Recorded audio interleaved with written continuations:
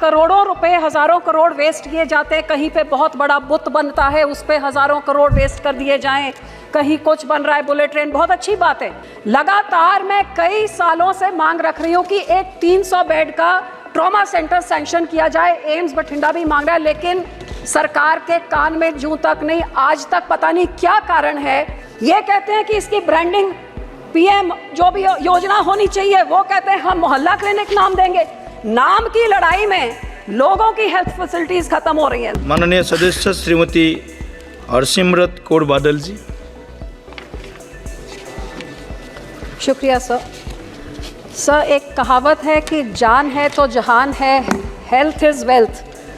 Sir, जे जीवन तभी है जे किसी के पास सेहत होती है। और आज ये 140 करोड़ लोगों की मैं बात करूं तो सबसे ज़रूरी जे बजट में देखा जाए तो एलोकेशन होनी चाहिए थी हेल्थ के लिए, ताकि ये जो एक जवान देश है ये प्रोडक्टिविटी अपनी बढ़ा सके। लेकिन अफसोस कि जहाँ पे बजट में जिस तरह की बढ़ोतरी होनी चाहिए, बढ़ोतरी तो नहीं हुई। और मैं ये महसूस करती हूँ कि हम सारे इस बात से एग्रीमेंट में होंगे कि हर एक के क्षेत्र में डॉक्टरों की और बहुत ज़्यादा रिक्वायरमेंट है। गांव से लेके शहर में ज़्यादा डॉक्टरों की ज़रूरत है। ये ज़रूरत तभी पूरी हो सकती है जो और मेडिकल कॉलेजेस और इंस्टीट्यूट्स बनाए जाए, आइलाइड सर्विसेज वाले, जे इस तरफ सरकार ध्यान देगी तभी तो और डॉक्टर्स बनेंगे। और मैं ये भी बेनती करूंगी कि जहां करोड़ों रुपए, हजारों करोड़ वेस्ट किए जाते हैं, कहीं पे बहुत बड़ा बुत बनता है उस पे हजारों करोड़ वेस्ट कर दिए जाएं, कहीं कुछ बन रहा है, बुलेट ट्रेन, बहुत अच्छी बात है।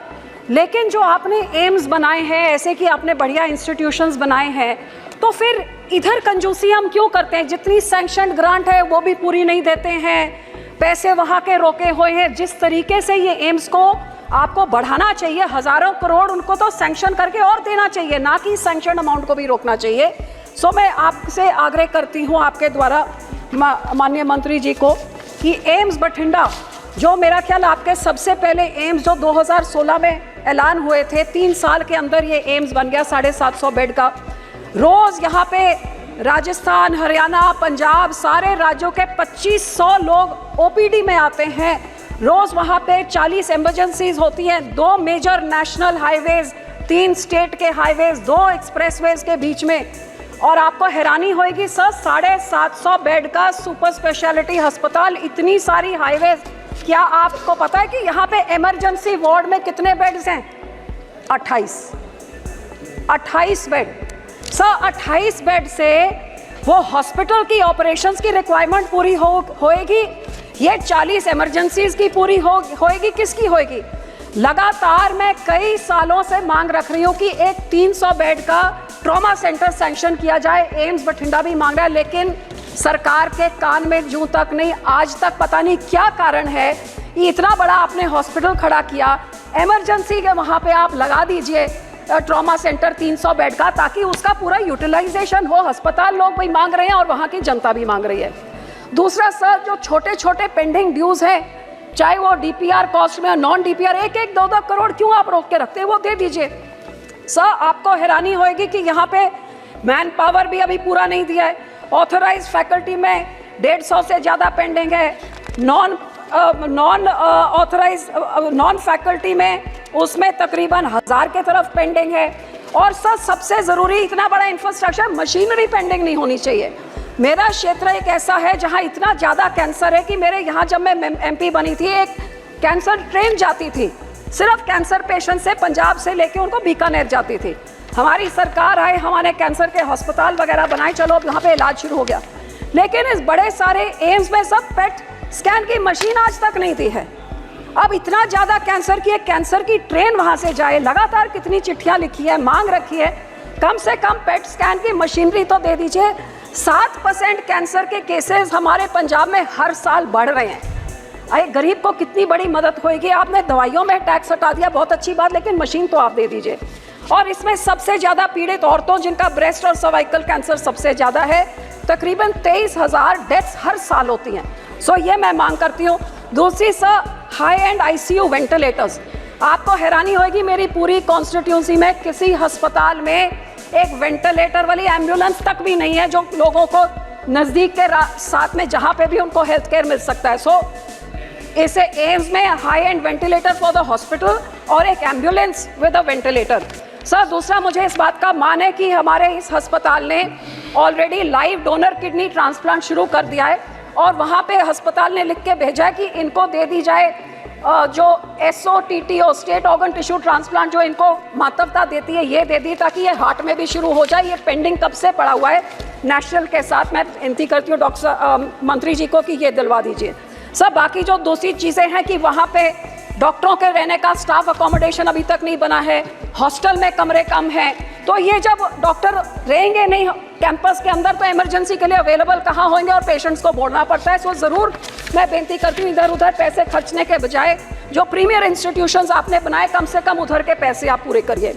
सर दूसरी मैं ये मांग करूँगी कि पंजाब की स्टेट की सरकार अपनी आम आदमी की सियासत चमकाने के लिए और सेंटर की जो टसल रीब्रांडिंग हमारे नेशनल हेल्थ मिशन में करोड़ों रुपए आज बता रहे थे मंत्री जी भी कि कितने रुपए रोक दिए गए क्योंकि आयुष्मान भारत का भी जो स्टेट का हिस्सा होता है वो हमारी स्टेट की सरकार ने नहीं भरा तो लोग इसके लाभ से वंचित हो रहे हैं। और इसी तरह सर इनकी ब्रांडिंग की टसल में ये कहते हैं कि इसकी ब्रांडिंग PM जो भी योजना होनी चाहिए वो कहते हैं हम मोहल्ला क्लिनिक नाम देंगे।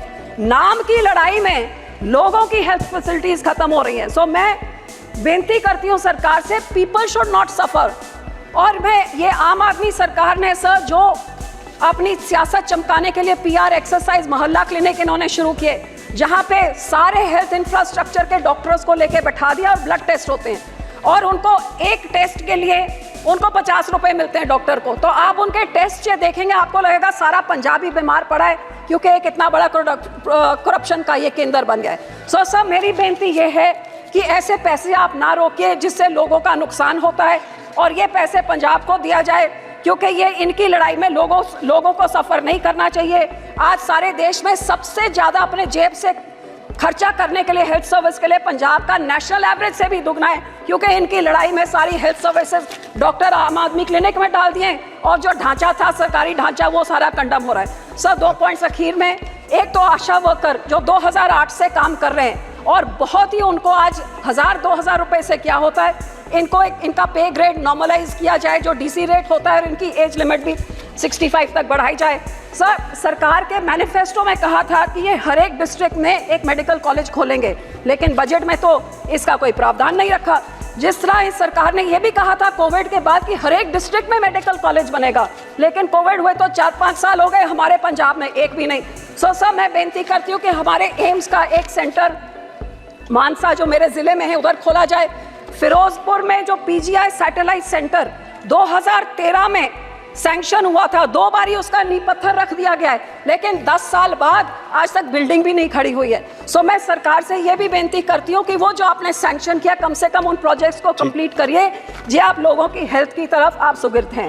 और सर इसी तरह एक मेडिकल इंश्योरेंस और लाइफ इंश्योरेंस जो छोटे शॉपकीपर दुकानदार होते हैं छोटे बिजनेस वाले जो GST में कंट्रीब्यूट करते हैं उनके लिए कोई ऐसे की इंश्योरेंस स्कीम लेके आए क्योंकि एक बीमारी आती है सारी उनकी कमाई तबाह हो जाती है। सो मैं आपके तरफ से मैं करती हूँ और ये जरूर कि एम्स बठिंडा के सारा कुछ उनका सैंक्शन ड्यू है और सबसे पहले ट्रॉमा सेंटर जरूर 7 साल से मैं मांगी जा रही हूँ। मैं उम्मीद करते हैं जल्दी करें। Thank you. अगर आप ये वीडियो YouTube पर देख रहे हैं तो हमारे चैनल को सब्सक्राइब करें और बेल आइकन को दबाना ना भूलें। अगर आप Facebook पर ये वीडियो देख रहे हैं तो हमारे पेज को लाइक करें।